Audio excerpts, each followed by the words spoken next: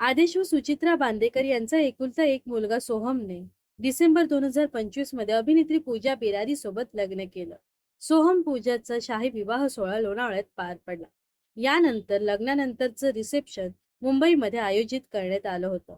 या दोघांच्या लग्नाला अनेक मराठी कलाकारांनी उपस्थिती लावली होती.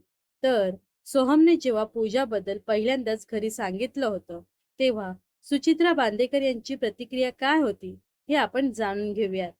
सुचित्रा बांदेकर सोनचाफा प्रोडक्शनला दिलेल्या मुलाखतीत म्हणाल्या की मी तिला आधीच पाहिलं होतं आणि मला ती ऑन स्क्रीन आवडली होती, पण तिला कधीच भेटले नव्हते.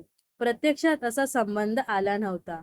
ती आमच्या ऑन स्क्रीन सुफळ संपन्न या मालिकेत काम करत होती, तेव्हा देखील मी तिला भेटले नव्हते.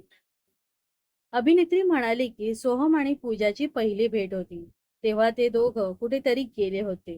दोघंही पाणीपुरी खायला गेले होते, कारण तिला पाणीपुरी खूप आवडते. पूजाला भेटून आल्यानंतर मी घरी एकटी होते आणि आदेश परदेशात गेला होता.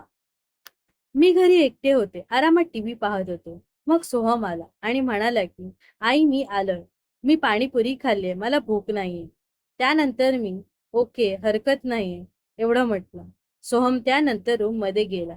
त्याला असं वाटलं की अरे, आईने काहीच विचारलं नाही, नाहीतर फार चौकशी करत असते. म्हणून त्याला नवल वाटलं आणि तो पुन्हा आला. त्यानंतर तो मला म्हणाला की आई तुला माहितीये का, मी पाणीपुरी खायला कोणासोबत गेलो होतो? तर म्हणाला पूजा. माझं असं झालं कोण पूजा? त्यानंतर तो स्वतःच म्हणाला की पूजा बिरारी.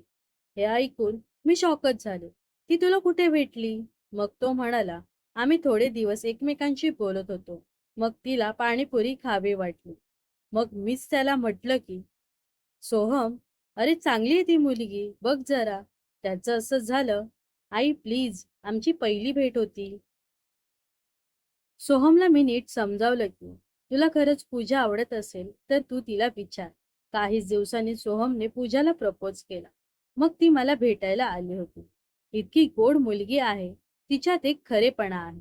सोहम खूप लकी आहे, त्याला इतकी छान जोडीदार मिळाली, असं यावेळी सुचित्रा बांदेकर म्हणाल्या.